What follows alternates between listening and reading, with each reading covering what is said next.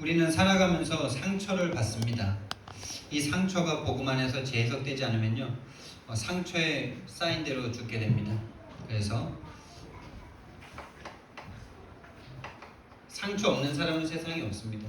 상처가 복음으로 재해석되느냐, 그냥 인간적으로 견디면서 사느냐, 그 차이가 있을 뿐이죠. 저와 여러분에게 있는 모든 상처가 복음 안에서 재해석되기를 예수님 이름으로 축원드립니다. 오늘이 7월 둘째 주거든요. 7월 둘째 주면 이제 2022년도에 하반기가 시작되고 한 주가 지난 거죠. 이번 연도 우리 강단 전체 주제가 유일성 복음의 증인과 교회입니다. 저와 여러분이 진짜 이 유일성 복음을 소유할 수만 있다면요, 우리는 모든 축복을 받고 싶지 않은데 하나님이 부어주실 줄 믿습니다. 왜 복음이 유일하냐? 왜 복음이 유일하기 때문에 복음만 잡으면 된다. 복음에만 올인하면 된다. 이 땅에는 복음이 필요하다. 나와 세상의 문제는 한 가지 문제이기 때문에 복음이면 된다는 이 답을 줄 수 있는 사람이라면요, 하나님은 그 사람을 반드시 축복할 수밖에 없습니다. 교회는 많지만 그 복음을 증거하는 사람은 없거든요. 많은 좋은 것 중에 하나의 복음을 전하고 있죠. 그 유일성 복음의 증인이 일어나야 하고요, 그 증인과 함께할 교회가 일어나야 합니다. 사실 이 증인은 목회자를 말하는 거고요, 교회라 하면 여러분들을 말하는 거죠. 이 교회는 결국에는 렘넌트까지 포함되어 있지만 특별히 렘넌트를 살려야 하기 때문에, 렘넌트를 남겨야 하기 때문에 목회자 시대, 중직자 시대, 렘넌트 시대, 이 시대가 저와 여러분을 통해서 일어나길 원한다면 정말 유일성 복음을 저와 여러분이 소유해야만 합니다. 왜 복음이 유일합니까? 왜 복음만 있으면 됩니까? 진짜 복음만 있으면 됩니까? 진짜 우리는 그 일에 한번 증인이 돼봐야 돼요. 복음이면 되냐? 복음이면 내 인생 되냐? 복음 외에 다 버려도 되냐?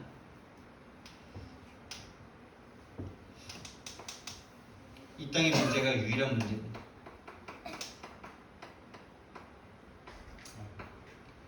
여러 가지 문제가 아니라 하나님을 떠나, 하나님을 잃어버린, 하나님을 상실한 그 죄에 빠져서 사단에게 딱 잡혀있는 그것이 우리 인생의 진짜 문제입니다.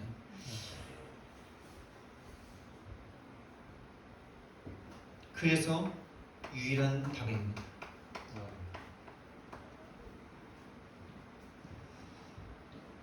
이게 말로는 이해가 되는데 실제 딱 문제와 사건, 사람과 환경에 딱 들어가면요, 이게 안 보이거든요. 거기엔 이미 이 세상은 사단이 지배하고 있잖아요. 우리가 예배로 모인 이 시간, 이 말씀을 듣는 이 시간에는 다 맞는데 우리가 딱 여기서 벗어나서 내 생각 속에 이미 딱 이 유일한 문제가 안 돌아가요. 유일한 문제가 머리에만 있고 마음엔 안 와요. 그럼 답답해요. 답이 안 되니까. 답이 있는데 답이 안 되니까 답답해요. 그 상태에서 벗어나려면 어떻게 되느냐? 진짜 이걸 전달받으려면 어떻게 되느냐? 증인과 함께하는 방법밖에 없어요. 증인과 함께하는. 어떤 증인이냐? 이 유일한 답에 대한 절대 가치를 가진 증인. 이 눈이 열렸다는 증거로 진짜 절대 가치가 바뀐 증인. 그리고 우선순위가 인생에 진짜 흔들리지 않는 사람. 이 유일한 문제가 진짜고 유일한 답이 사실이라면 진짜 절대 가치 아닐 수 없는 거죠. 그 문제밖에 없는데, 그 답밖에 없는데, 정말 저와 여러분이 이 눈이 열리기 시작한다면요, 우리 교회는 부흥 안 하고 싶은데 부흥 될 수밖에 없습니다. 여러분이 사람을 안 데리고 오고 싶어도 데려올 수밖에 없습니다. 이게. 그래서 다락방 교회는 절벽 위에다가 교회를 지어놔도 밧줄 타고 올라온다 그러잖아요. 왜요? 아니 이 교회에서만 먹을 수 있는 물이 나와. 살려면 와야 되잖아요. 살려면 와야 되죠. 다른 데는 다 쌀이 없는데 애굽에만 쌀이 있어. 총리 요셉에게만 쌀이 있어. 그러니까 금은 보아 다 싣고 와서 쌀 사야 됩니까? 안 사야 됩니까? 유일성 복음. 진짜 저 여러분이 유일성 복음을 이 진짜 맞다면 제가 진짜 유일한 복음을 말한다면 우리 교회로 하나님이 사람을 보낼 수밖에 없고 사람들이 올 수밖에 없는 교회가 되는 거죠. 이거 하나 깨닫는데 시간이 오래 걸릴 수도 있고 적게 걸릴 수도 있죠.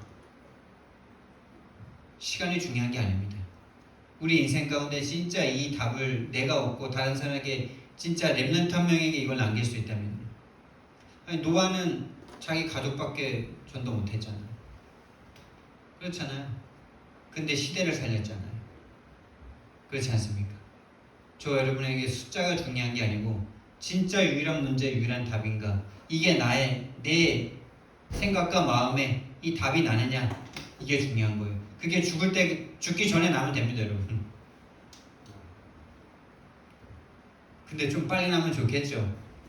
빨리 나서 제자 세워서 제자와 함께 2, 3절 순회하면서 인생 멋지게 살고 싶지 않습니까? 그게 인생 멋진 거 아닙니까? 육신적인 거 누리기 위해서 막 그렇게 갔다 와서 허무함을 느끼는 그런 인생이 아니라 진짜 하나님과 함께 전 세계를 누비는, 제자들과 함께 전 세계를 누비는 그런 저와 우리 교회 될 줄 믿습니다. 다시 말하면 중직자예요. 성도라고도 할 수 있죠. 이 중직자들이 증인과 함께 하면서 함께 해야만 보이는 거죠. 유일한 문제, 유일한 답이. 이 함께 하면서 하나님의 이 흐름이 어떤 흐름인지, 이 복음의 흐름이 어떤 흐름인지 이걸 진짜 깨달은 중직자. 이 흐름 속에서 내가 있는 우리 교회와 목회자, 그 속에서 내 인생의 의미, 내가 업을 해야 되는 의미, 내가 인생을 더 살아야 될 의미, 이걸 찾은 진짜 흔들리지 않는 중직자와 렘넌트가 일어나길 예수님 이름으로 축원드립니다.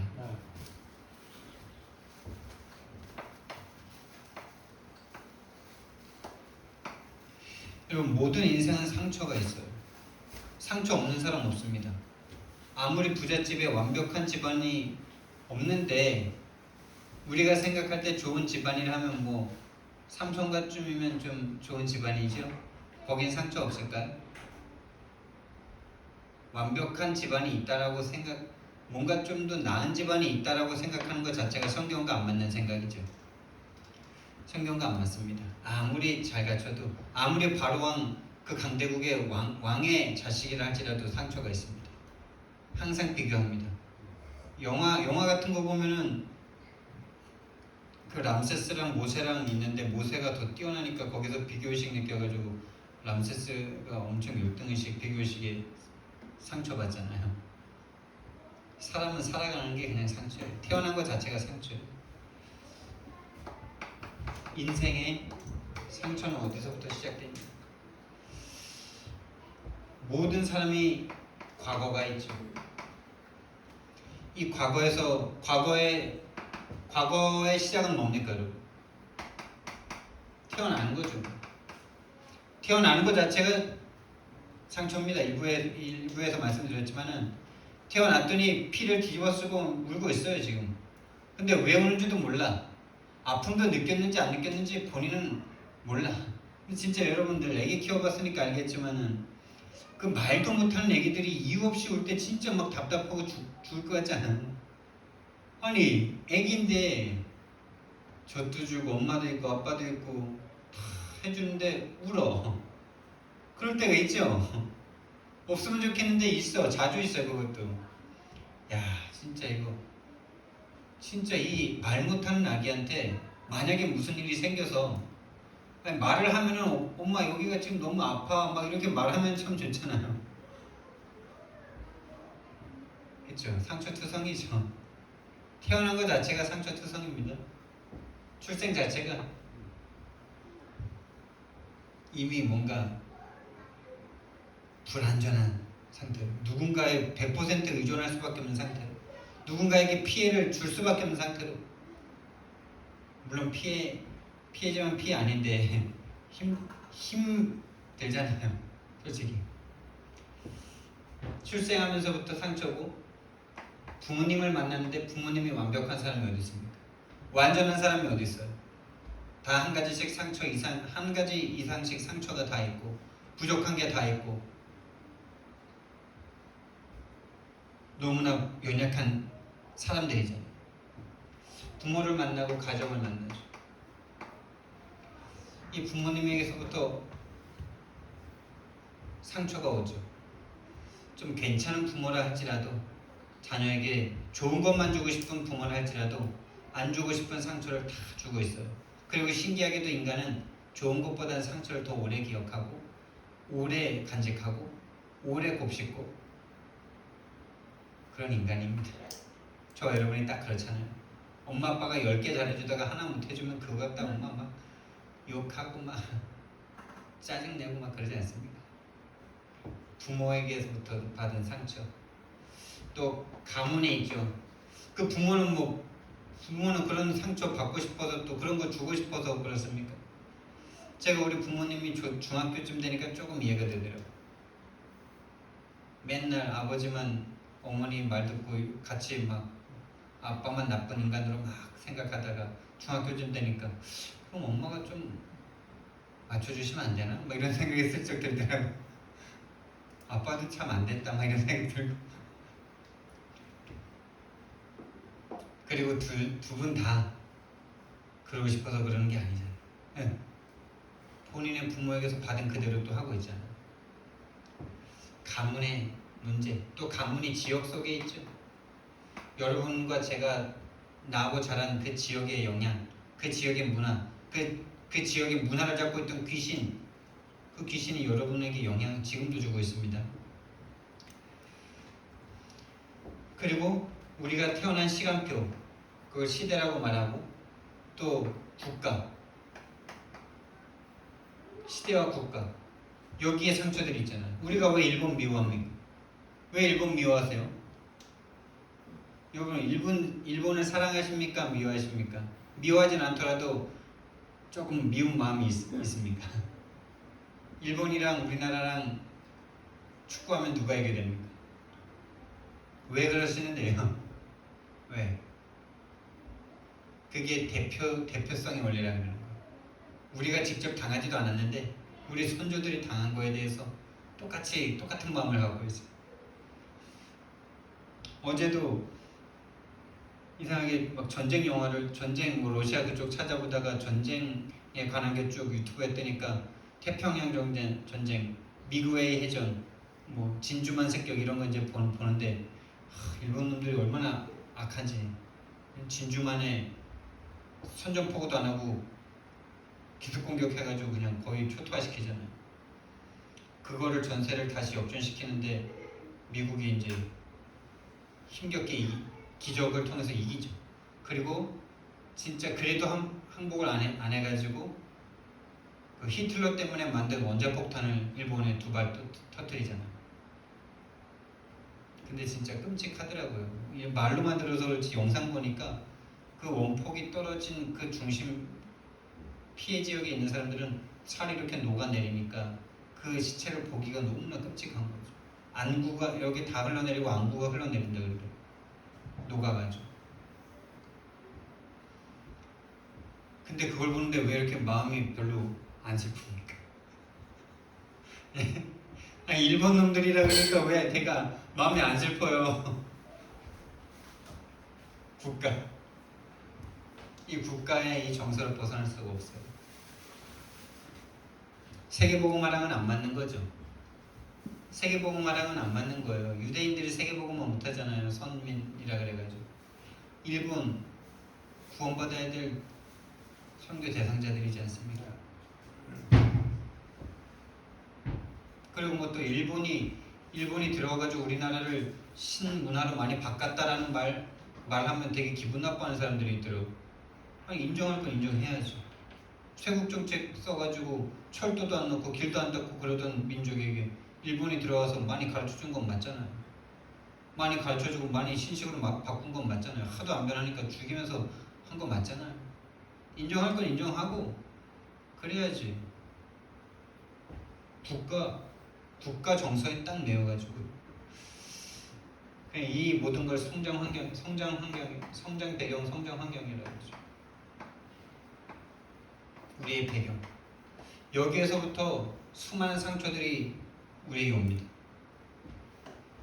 여기서부터 받은 상처로 말미암아 그냥 아까도 말했지만 좋은 것보다는 나쁜 것들이 우리에게 인격 형성을 딱 하죠. 여기서부터 우리의 틀이 딱 형성돼요. 그게 뿌리가 돼요. 나도 모르게 뿌리가 돼 있어. 그래서 이것과 안 맞는 사람을 만나거나 이것과 안 맞는 상황이 오면은 정신문제 오죠. 좀 참을 수 있을 정도면은 참고 견디는데 그 한도를 벗어나면 정신문제 옵니다. 그래서 싸우고 이혼하고 그러는 거죠. 여기서부터 기준이 딱 만들어졌는데 이 기준의 이름을 가치관, 세계관 이렇게 말하죠. 여기서부터 다 형성된 거 맞죠?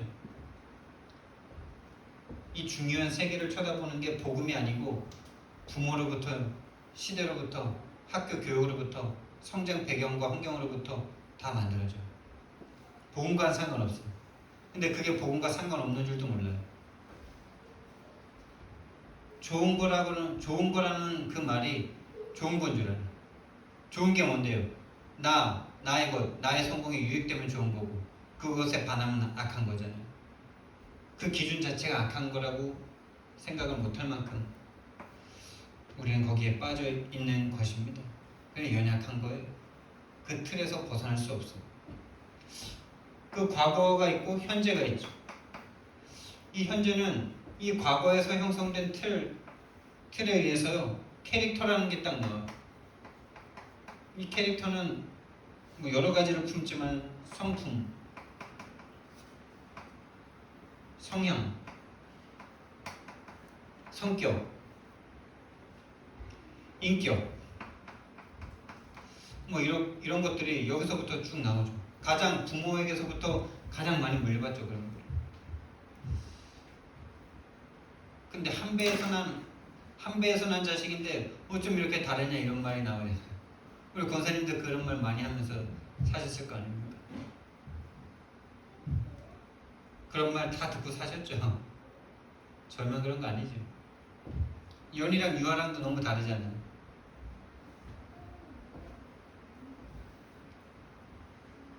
그게 체질되어 있어요. 그게 좀 좋다 나쁘다 그거를 누가 선과 악을 나눕니까 여러분? 그게 참 문화라는 이름인데 좀 다른 사람과 무난하게 지낼 수 있으면 선한 거고 좀 다른 사람이 힘들게 하면 악한 거고 그게 왜 악한 겁니까? 그 사람은 여기서부터 받은 피해자일 뿐인데 또 수혜자면 수혜자일 수도 있고 다 피해자잖아요. 조금 난 게 있을 뿐이고 조금 무난하거나 조금 좀 그런 게 있을 뿐이지 그걸 갖다 선악을 나누는 건 진짜 죄악이잖아요. 그 사람은 그런 성격 가지고 싶어서 가지 당신은 그런 성격 가지고 싶어서 가지셨어요? 태어나 보니 그런 부모 만나 그런 환경에서 그렇게 자랐잖아요. 근데 그걸 자기 거라고 착각하잖아요. 다른 사람도 그런 악한 성격 가지고는 그 사람 거라고 생각하면 그 사람 미워하잖아요. 그렇게 선과 악을 나누면서 우리는 지금까지 살아왔는데 그게 나쁜 건 줄도 모르고 있어요. 거기서부터 형성된 체질, 그게 삶을 이루고 있습니다. 미래는 어떻게 될까요?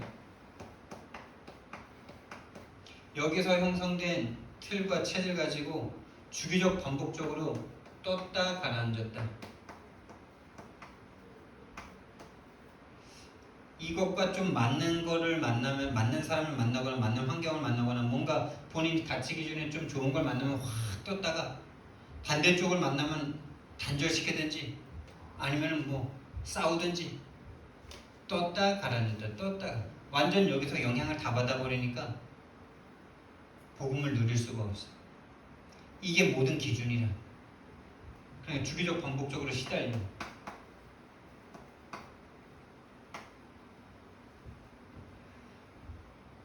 여기에 사단이 개입했다는 사실을 그 누구도 몰라요.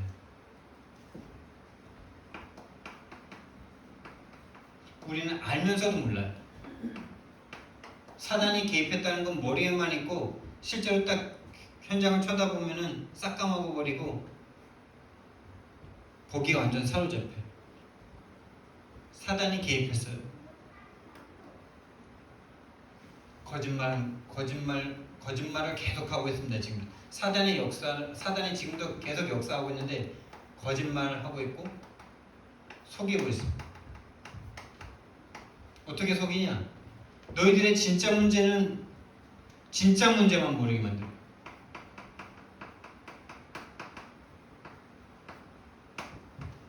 진짜 문제만 모르게 딱 만들고 있어. 이게 진짜 문제라고 자꾸 속여요. 네 부모님을 잘못 만나서. 네 부모님이 그러니까 그렇지. 네 성장 배경이 그래서 그런 거야. 네 가문과 시대를 잘못 타고났어. 국가가 미국이었으면 좀 나았을 텐데. 이렇게 속입니다. 맞죠? 맞는 말이죠. 근데 틀린 거. 진짜 문제가 없다면 그게 맞아요. 진짜 문제가 없다면 그게 맞아요. 근데 진짜 문제가 있어요. 그 아무리 완벽한 상태가 다 된다 할지라도 인간은 절대 선할 수 없고 그 상황에서 또 비교하고 열등감식 느끼고 서로 전쟁하고 죽입니다. 진짜 문제는요. 인간이 하나님과 함께 살아야 되는데 하나님을 떠난 게 문제잖아요. 진짜 하나님과 함께하면 행복한데 그 참된 행복을 잃어버린 그 순간부터 참된 행복은 없는 상태로 시작됐는데 그것만 몰라요. 참된 아버지만 몰라요. 참 생명만 몰라요. 진짜 이 생명이 생명인 줄 알아요. 결국 시간이 지나면은 단 한 명도 빠짐없이 100%, 1000%다 땅속으로 들어가고 있으면서 이 생명 하나 어떻게 좀 잘해보려고 그거 갖다가 서로 잡아 죽이고 싸우고 있어요. 핵폭탄 만들어서 막 다 죽이고 뭐. 조금 살아있는 동안에 좀 잘 먹고 잘 살려고 자원 뺏으려고 전쟁하고. 지금 러시아가 우크라이나 치는 이유가 뭡니까? 조금 잘 살고 조금 자기 자존심 채우려고 조금 뭐 유익하려고 다른 사람 죽든 말든 참 생명을 모르고 있어요. 참 생명을 모른다는 건 참 행복도 모르고 참 모르는 거죠. 참 아버지를 잃어버렸어요. 참 생명의 근원을 잃어버렸어요. 그게 죄인지도 몰라요. 여러분 모르고 엄마를 잃어버리면은 괜찮은 겁니까? 모르고 엄마를 잃어버렸어. 그냥 내 잘못 아니야. 그럼 끝입니까? 내가 태어나기도 전부터 하나님 떠난 죄가 인생에 들어와 있는데 내가 지은 죄 아니니까 해결 안 받아도 됩니까? 그 죄에 대한 영향과 저주와 재앙이 나에겐 안 미칩니까? 난 몰랐다고 해서 그런 거 아니잖아요. 이 죄, 하나님을 떠났다는 것도 모르는 죄, 이 죄로 인한 저주와 재앙이 계속되고 있어요. 저주 재앙이 사단이 시와 때를 따라서 사람을 죽이기도 하고 잘 되기도 하고 이러면서 막 인간을 갖고 놀고 있는데 거기서 벗어날 생각을 할 수가 없어요. 거기서 어떻게 벗어나야 되는 건지도 몰라요. 그래서 운명이라는 단어를 쓰고 거기에 순응하면서 살아가고 있는 거예요. 그걸 사단이 딱 잡고 있어요. 사단이라는 존재가 이 배우의 생각과 마음을 조종합니다. 이 생각과 마음을 조종한다는 게 진짜 무서운 거예요. 제가 목사인데도 생각이 딱 한번 안 행복하다 어떻게 해야 되지? 이거에 딱 사로잡히면요 시달리는데 그리스도 이름 불러도 해결이 안 돼. 생각이 진짜 무서운 거야. 생각으로 진짜 이건 말장난이 아니고요. 팔이 잘렸어. 팔 잘렸는데 괜찮아. 이쪽 팔로 살면 돼. 이렇게 하면 되죠. 근데 생각이 이 팔 잘린 거에 완전 우리가 그거 당연하다고 생각하죠. 안 당연하다니까요. 생각이 잡히는 거라니까요. 팔 잘린 거가 모든 인생의 문제처럼. 사지 절단적으로 태어난 사람은 죽어야지 그러면. 태어나면서부터 안진뱅이로 태어난 사람 죽어야죠. 생각이 문제인데 생각이 문제라는 걸 몰라. 문화의 기준에서 팔 하나 없는 건 진짜 문제라고 생각이 그 틀이 딱 바뀌어가지고 그 생각 하나가 안 바뀐다니까요. 이 생각을 사단이 잡고 있다는 걸 알아요. 알면서도 안 벗어나지더라니까요. 내 마음이 막 괴로운데 뭔가 막 안 될 것 같고 안 변할 것 같고 나는 끝까지 막 안 될 것 같은 생각이 몰려오는데 유일한 문제 유일한 답 머리로 막 생각하는데 안 풀려나 거기서. 생각과 마음의 배후에 사단이 있다는 사실을 진짜 마음으로 인정하는 사람과 머리로 인정하는 사람의 차이인 거예요. 그게. 머리로 아무리 인정해도 마음이 안 풀린다니까요. 생각이 안 변한다니까요. 하나님의 은혜로 그게 사단이라는 게 딱 나이가 올 때 벗어나지더라고요. 진짜 문제만 모르게 만들어요. 사단이. 계속 어떻게 사단이 끌고 가냐. 이 사단이 계속 탓하게 만들어요. 탓. 누구누구 뭐뭐 때문에. 그러니까 여기 이제 모든 게 이제 여기 만 가지가 들어가는 거예요. 여기 부모 탓, 남편 탓, 자녀 탓, 환경 탓, 돈 탓, 건강 탓, 나라 탓. 뭐 여기 아무리 다 들어가는 거예요. 이게 수만 가지 문제인데 결국 무슨 문제예요? 생각을 속이는 사단이라고 보여지면은 한 가지 문제로 끝나죠. 근데 이 문제 속으로 쏙 들어가 버리면 그게 유일한 문제로 안 보이는 게 이게 영적 싸움이라니까요. 거기에서 진짜 영적 예배를 시작해야 돼요. 그 영의 생각을 바꾸는 게 영적 예배라니까요. 그 상태를 바꾸는 게 영적 예배예요. 그 예배가 되는 사람은 자립된 사람이고 그 사람은 사람 살리기 시작하죠. 본인이 안 잡히니까. 저와 여러분은 그 길을 향해서 가고 있는 중이기 때문에 많이 부딪힐 수도 있는 거예요. 부딪혀도 상관없는 거예요. 부딪혀야 되는 시간표니까. 그냥 글만 없었다면 뭐 그런 거. 저놈만 아니었다면 뭐 탓, 뭐뭐 때문에 그래도 그렇지 이러면서. 그래도 그렇지 없습니다. 여러분. 다 피해자입니다. 사단의 피해자.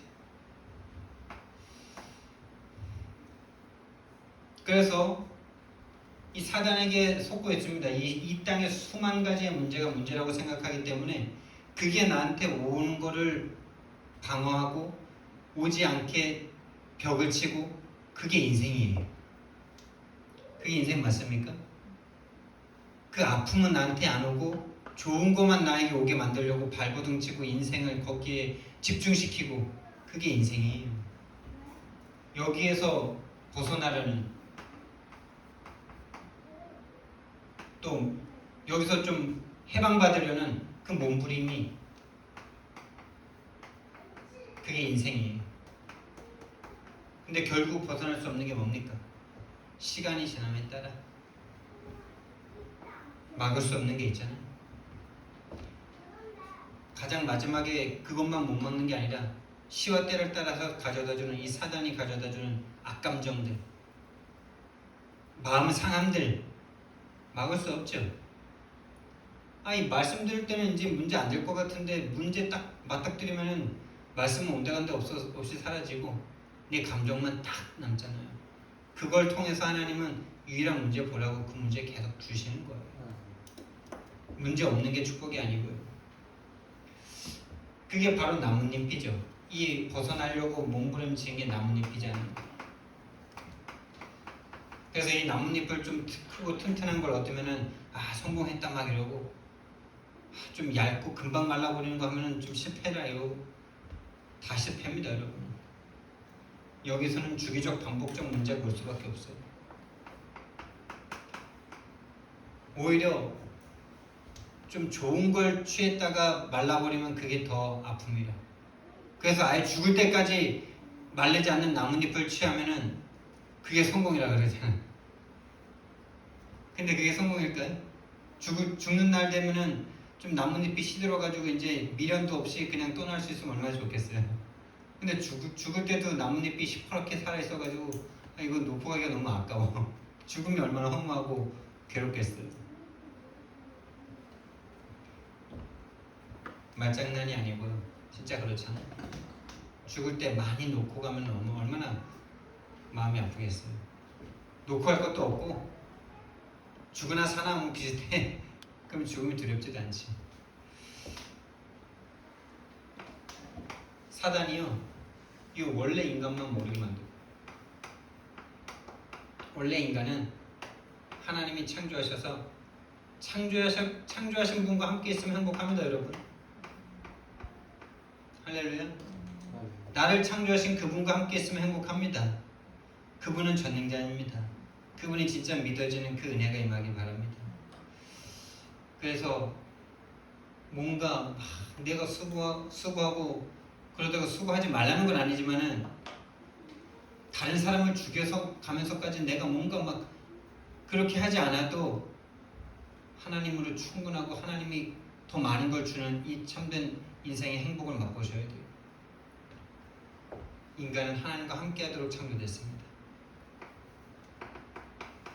하나님의 형상대로 창조됐습니다. 하나님의 형상, 아버지의 형상, 아버지와 함께 영원히 함께 하시려고, 함께 하기만 하면 행복합니다. 그리고 그 사람에게 하나님의 영, 생기를 불어넣으셔서 이 만물을 정복하고 다스릴 수 있는 모든 걸 다 허락해 주셔요. 모든 힘, 모든 능력, 우리가 얻을 최고의 힘은 하나님의 영으로 충만해지는 것일 줄 믿으시기 바랍니다. 하나님의 영으로 충만해지시기 바랍니다. 그럴 때 나와 내 현장이 정복되기 시작합니다. 근데 여기에 문제가 와버린 거죠. 창세기 3장 1절에서 6절, 하나님을 떠나버린 일이 생긴 거예요. 그 불순종의 일이 생겨버린 거예요. 그 불순종의 씨앗이 마귀에게 있었는데 그 마귀에게 속아서 인간도 똑같은 죄를 지은 거예요. 그래서 그때부터 끝없는 불행이 시작됐습니다. 끝이 없는 불행이 시작됐어요. 16절부터 20절, 3장 16절부터 20절을 보니까 인간이 아무리 수고해도 그냥 자체가 저주가 돼버렸어요. 하와는 아마 아기 낳는 고통도, 근데 타락하기 전에는 아기 낳은 적이 없으니까 그건 잘 모르겠네요. 그렇죠? 근데 말씀해 보면은 임신하고 출산하는 고통을 배가 되게 하신다 그랬잖아요. 엄청 고통스럽게 하신다 그랬잖아요. 그러니까 하와는 죄 안 졌을 때는 그렇게 고통스럽지 않은 거죠. 그러니까 출생부터 저주스러운 게 아닌 거죠. 그래서 어떻게 됐습니까? 창세기 4장에 가인이 살인을 하죠. 형제를 살인합니다. 너희는 너희 아비 마귀에게서 났으니 너희 아비의 욕심대로 너희도 행하고자 하느니라. 그는 처음부터 살인한 자예요. 살인하는 자의 자식이 되어버리니까 조금 자기 기분 상했는데 죽여버리잖아요. 창세기 6장에 자기가 원하는 모든 것들을 내 육신에 유익한 것은 다 취해버리잖아요. 다 취할 수 있습니까? 나만 다 취하면 됩니까? 나만 다 취하면 다른 사람은 안 취합니까? 나만 취하면 전쟁이 없지. 근데 다른 사람도 다 취해. 그게 서로 충돌이 될 때 전쟁이에요. 육신적인 것. 창세기 11장에 내 이름을 위하여, 우리 이름을 위하여 하나님께 대적하잖아요. 이제 노아 홍수를 들었겠죠. 6장에. 그리고 후손들이 퍼져 나왔는데 언어가 똑같고 역사가 똑같아. 그러니까 하나님에게 벌받지, 선은 행하고 싶은데 선은 행할 수가 없어. 왜? 마귀 자녀니까. 가인이 그랬던 것처럼. 그런데 멸망당할 것 같으니까 탑을 쌓은 거야. 우리 이름은 하늘에 닿게 하자. 그래서 흩어짐을 면하자. 흩어질 걸 어떻게 알았는지. 그렇게 하나님을 향해서 대적하죠. 이게 인류 역사입니다, 여러분. 이게 지금도 계속 반복되고 있어요. 그래서 3단체는 첫 번째 바벨탑은 실패했지만 제2의 바벨탑은 성공할 것이다. 이러고 있는데, 여러분, 가인의 상처가 어떤 상처입니까, 여러분? 가인이 여기에서 오늘 말씀해 보니까 하나님이 아벨의 예배는 받고 아벨의 제물은 받고 가인의 제물은 받지 않았다 이랬습니다. 그냥 딱 겉모습으로만 보면 좀 화날만 하죠. 아니 왜 내가 정성 들여서 드린 예물 안 받으시고 왜 아벨 거만 받으셔? 하나님이 사랑이신데 공평하신데. 근데 여러분, 성경엔 나와 있지 않은데 히브리서에만 힌트가 잠깐 있어요.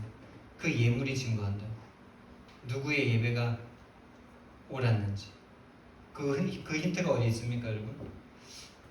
하나님을 떠난 아담과 하와에게 하나님이 창세기 3장 15절을 말씀하시고 21절에 가죽옷을 지어 입히시죠. 이 가죽옷을 지어 입힐 때 뿅 하고 나온 게 아니라 어떤 짐승을 잡았겠죠. 모든 신학자들은 그 짐승을 양이라 생각합니다. 그 양을 잡을 때 아담과 하와가 다 봤겠죠. 아담과 하와는 나뭇잎으로 뭔가 막 해보려고 그러는데 스스로 막 하려고 그러는데 가죽옷은 아담과 하와가 원하지도 않았어요. 근데 하나님이 양을 잡는 거예요. 처음으로 사례가 되는 거죠, 지금. 그것도 희생 대속물이 처음으로 죽는 거예요. 그래서 피를 흘리고 내장이 다 꺼내지고 가죽이 벗겨져서 가죽 옷으로 입혀주시는 거예요. 그때 아담과 하와는요, 영적 치유, 정신 치유, 육신 치유 받은 겁니다. 그래서 가인과 자식들을 낳죠. 근데 오늘 성경 말씀에 중요한 단어가 뭐냐면 세월이 지난 후 이 말입니다. 세월이 지난 후. 그 피 언약에 대한 게 희미해진 거죠. 하와가 그 언약이 희미해진 틈을 타서 마귀가 틈을 탄 것처럼 가인에게 그 언약이 희미해진 것을 마귀가 틈을 탄 거예요. 네가 한 걸로 하면 되지. 뭐 굳이 피해 살아야 돼. 그냥 네가 정성 들여서 한 거 네 거 드려. 그냥 네 거.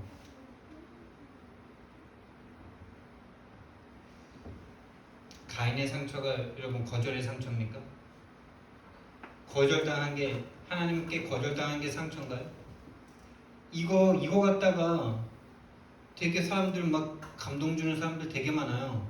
그래서 거절하지 말라고 막 이러면서 그러면은 이 세상에 거절당해서 다 사람 죽이면은 안 죽일 사람이 어디 있어요? 그거 신학자들과 목회자들이 그런 설교를 하고 있다니까요, 지금. 하고 자빠졌다니까요, 진짜. 근데 옛날에 나도 그거 조금 은혜 받은 적이 있다니까요, 진짜. 진짜. 지금 생각하면 진짜 나치 뜨겁고 진짜 어떻게 할 뻔했냐, 진짜. 거기서 살았으면 내가. 그 은혜 되더라니까요.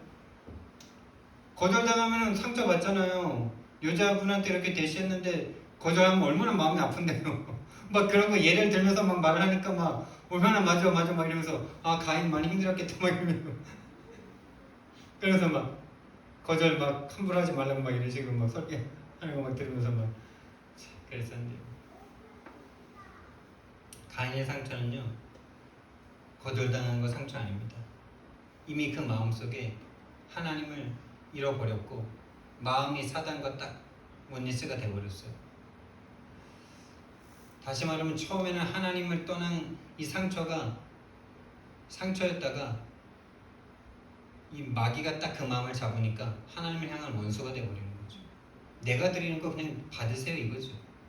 하나님이 가죽옷을 지어 입힌 걸 분명히 아담과 하와를 통해서 들었을 텐데 하나님에 대한 경외심 아무것도 없는 거예요.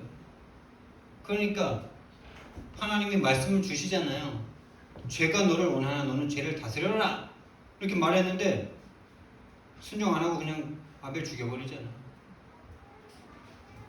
이미 마귀와 마음이 한마음 돼 있는 거죠. 내가 하나님이다 이 마음.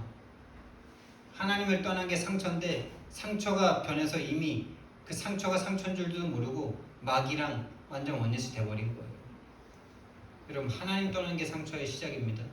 하나님 떠난 게 상처, 모든 상처, 어떤 상처보다 큰 상처입니다. 근데 이 말이 지금 저 여러분에게 들려지고 아멘 된다면 우리는 많은 은혜를 받고 있는 거예요. 옛날에 제가 그 말을 들었을 때 잘 이해가 안 되더라고요. 하나님 떠난 게 상처라고? 나 하나님 떠난 적이 있나? 막 이런 생각이 들면서 막 여러분 하나님을 잃어버린 게 상처예요. 가장 큰 상처입니다. 여러분 성경에 나오는 안진뱅이 정말 이 사람의 상처가 안진뱅이가 상처 맞습니까? 여러분은 안진뱅이로 태어나면 그러면은 예수님 믿는 힘으로 인생을 잘 극복하고 살아가실 수 있겠습니까? 지금 마음 같아서는 그럴 수 있겠지만 근데 안진뱅이로 태어나서 구걸할 수밖에 없었던 이유는 안진뱅이였기 때문만이 아니잖아요. 그 가문의 배경이 이 안진뱅이로 태어난 아이를 저주하고 거지로 몰아내민 거잖아요. 그런 부모님까지 만났어. 안진뱅인데 그런 부모까지 만났어. 그랬을 때 여러분은 그걸 극복하고 훌륭하게 살 수 있으시겠어요? 여기서 이제 헷갈려지시죠? 이 안진뱅이의 상처는 하나님 떠난 거 맞습니까? 안진뱅이라고 속는 거죠. 왜? 그게 문화니까. 안진뱅이는 저주받은 거야. 유대인의 문화였어요. 지금도 우리들에게는 그런 거는 없지만은 안진뱅이는 힘들고 어렵고 고통스럽고 힘든 거야. 진짜 저걸 이겨내는 건 너무 힘든 거야. 막 이런 문화는 있잖아요. 그런 문화를 이겨내고 진짜 내 문제는 하나님 떠난 게 가장 큰 상처다. 이럴 수 있는 사람은 진짜 선택받은 사람이죠. 여러분 안진뱅이의 상처 하나님 떠난 겁니다. 하나님을 떠난 것보다 더 큰 상처는 없습니다. 만약에 안진뱅이가 아니고 곱게 자라고 두 발 성하고 좋은 부모를 만났으면 이 사람 문제 없이 살았을까요? 절대 그렇지 않습니다. 절대 그렇지 않아요. 지금 좀 괜찮은 부모 밑에서도 괜찮지는 않지만은 뭐 우리가 사회적 기준으로 봤을 때 잘 배우고 잘 먹고 그런 부모 밑에서도 정신병자 나오지 않습니까? 잘 키우려고 공부만 시켰는데 그런 부모가 미워가지고 살인자 되는 사람들도 많지 않습니까? 공부의 종으로 만들었다 이러면서 자살하고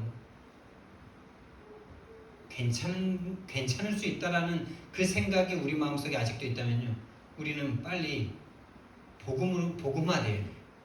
성경과 생각이 맞아져야 돼요. 하나님 떠난 인간 안 행복합니다, 여러분. 하나님 떠난 인간 안 행복해요. 이거 하나가 자꾸 흔들려요. 하나님 떠나도 하나님 안 믿어도 행복한 사람이 있는 것처럼 보여요, 자꾸.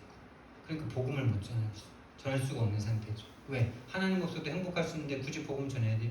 욕먹어가면서 복음 전해야 돼요? 하나님 떠나서는 절대 안 행복하고 지옥과 저주와 사단에게 잡혀서 영원한 지옥으로 끌려갈 수밖에 없다.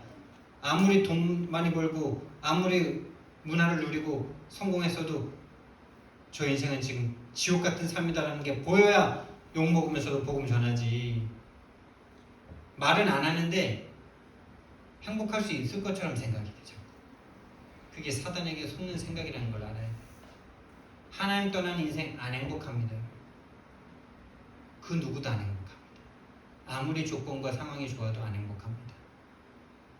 아니 우리가 예수님 잘 믿고 있는데도 안 행복하잖아요. 왜 안 행복할까요? 예수님 잘 믿는다고 착각하면서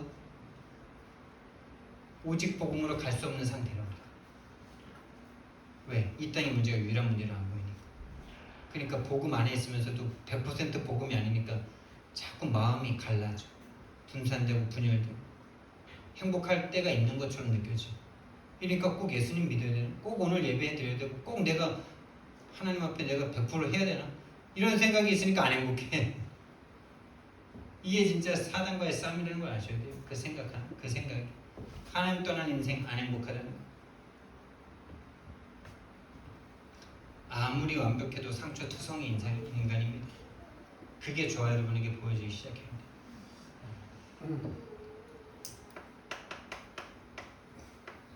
그 눈이 있으니까 제가 어머니 허리가 부러지시고 아버지가 구하나사 온 이후로 지금 많이 지금 건강이 안 좋아지셔가지고 총명이 많이 사라지시고 막 비틀비틀 걸어다니시고 뭐 침도 막 이렇게 흐르더라고. 근데 그게 하나도 안 불쌍해. 진짜 옛날 같았으면 그거 주님 좋다 이랬을 텐데 어머니 허리 아니 만약에 허리 수술 잘 안 돼가지고 못 걸어다니고 그럼 어떻게 될까요? 죽는 그날까지 복음 전하시면 돼요. 누워서 복음 전하시면 돼요. 걸어다니실 때도 못 전했던 복음 누워서 전하시면 얼마나 영광입니까?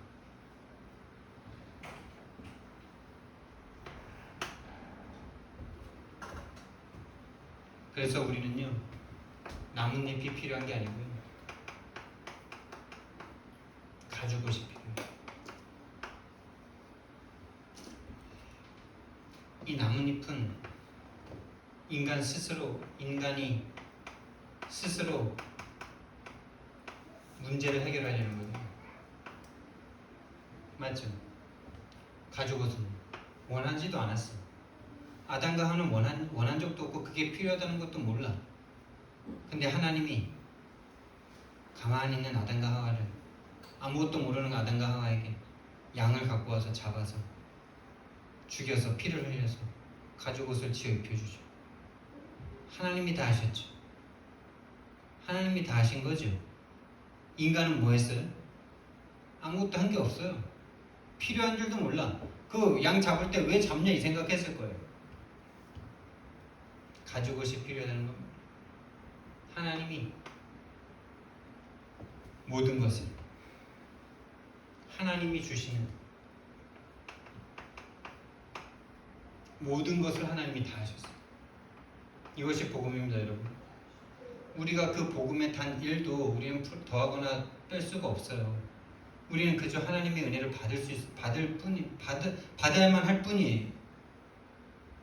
근데 자꾸 우리는 각인뿌리 체질이 내가 해야 되고 내가 해서 뭔가를 해야 되는 이것 때문에 자꾸 복음을 오해해. 내가 안 하면 복음도 어떻게 될까?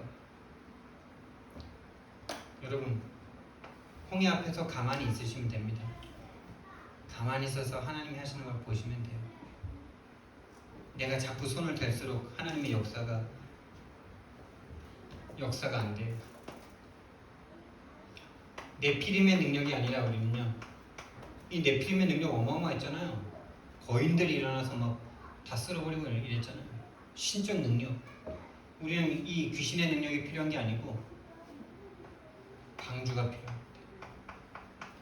어느 날 닥쳐오는 저주와 재앙, 죽음의 재앙을 넘어설 나를 품고 그 죽음의 물을 뛰어넘을 예수 그리스도인 방주가 필요합니다.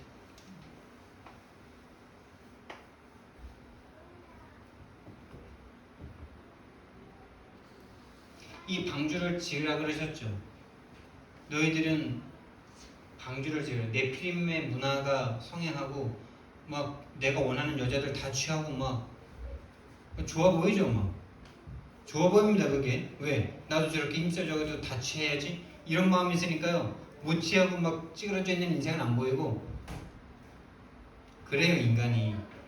여러분 우리나라가 참 특이한 사설은 그만하고요. 인간이 그런 마음 같습니다. 그런 마음 가져요. 왜 부동산 가격이 안 내려가는지 아세요? 나도 돈 벌면 부동산 세 받고 살아야 되는데 이거 떨어지면 어떻게 이러면서 가난한 사람이 더 많은데 그 법이 안 바뀌어요. 왜 그런지 아세요? 나도 돈 벌어서 건물 사면 그렇게 살 건데 왜 그걸 막 이거예요 다. 네피림 시대에 거인들이 있었는데 나도 저렇게 거인 되면 나도 저렇게 다 누리고 살 수 있어 이러면서. 그 힘이 아니라 우리는요 어느 날 닥쳐오는 이 홍수, 막을 수 없는 인간에게 닥쳐오는 죽음과 같은 저주와 재앙, 막을 수 있는 힘은 그 귀신적인 그 초자연적인 능력이 아니고 그 저주와 재앙을 대신 막아줄 방주가 필요해요. 이 방주를 짓는데 온 인생을 바치는 거예요. 노아 120년을 바쳤지 않습니까? 그것도 산에서 120년. 모든 노력과 모든 수고, 모든 수모 다 참으면서 산 위에다 배 짓는. 여러분, 이게 신앙생활입니다. 이게 복음을 위한 올인의 삶입니다. 여러분이 손가락질 당하는 게 두려우십니까? 복음 때문에 뭔가 올인하는데 사람들이 손가락질 할까봐 두렵습니까? 그게 이미 속고 있는 중인 거죠. 세 번째, 바벨탑이라는 무너지지 않을 인간의 힘이 필요한 게 아니에요. 이건 곧 무너질 겁니다. 바벨탑이 필요한 것이 아니라 하나님의 부르심에, 아브라함을 부르시잖아요. 이 바벨탑 문화 속에서, 멸망한 인간 속에서 하나님이 한 사람을 부르시잖아요. 한 가문을 부르시잖아요. 이 하나님의 부르심, 다시 말하면 하나님의 말씀에 순종하는 능력이 필요합니다. 할렐루야. 우리는 바벨탑 같은 이 세상에 삐까번쩍한 이런 능력이 필요한 게 아니에요. 하나님의 말씀에, 하나님의 부르심에 순종할 수 있는 그 능력이 필요한 거예요. 네피림 같은 그 어마어마한 능력이 필요한 게 아닙니다. 우리를 죽음과 저주와 재앙에서 막아줄 방주가 필요한 거예요. 끝내주는 나뭇잎이 필요한 게 아닙니다. 우리의 죄를 대속해줄 피 의미가 담긴 가죽, 피의 희생 제사가 필요합니다.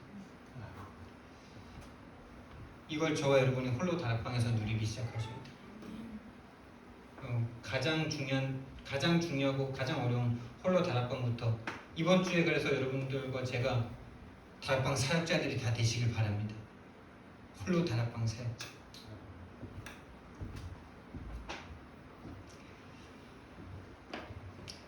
사랑의 하나님, 이 땅에 태어난 모든 인생이 상처를 가지고 있습니다.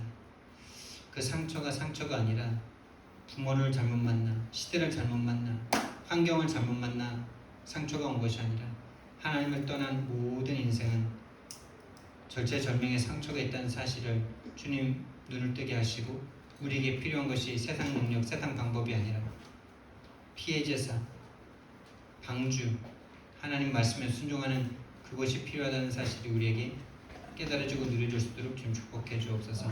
감사드리며 예수님 이름으로 기도드렸습니다.